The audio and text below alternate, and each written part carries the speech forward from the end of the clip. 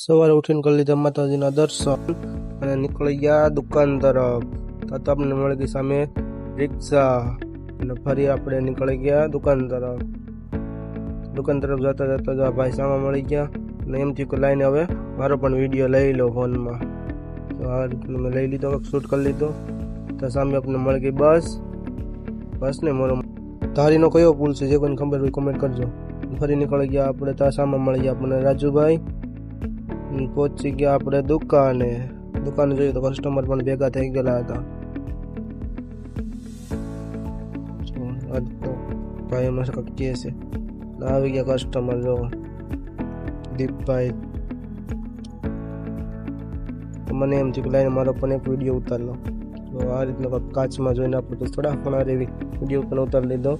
તો આવી ગયો આપણે બીજું કસ્ટમર તો જોઈ રહ્યું છે કે બધું લઈ લો શું કરું.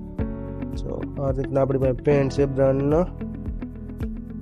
તો આ ભાઈને એમ થયું કે લાય મસ્ત ફિટિંગ આવી ગયું, હવે આ બધા પેન્ટ ઉપાડી જ લેવા છે. એ ભાઈ વિચાર કરે તો શર્ટ આ ભાઈ દેવા માંડ્યા. તો ખાના પણ ભરેલા છે ફૂલે ફૂલ.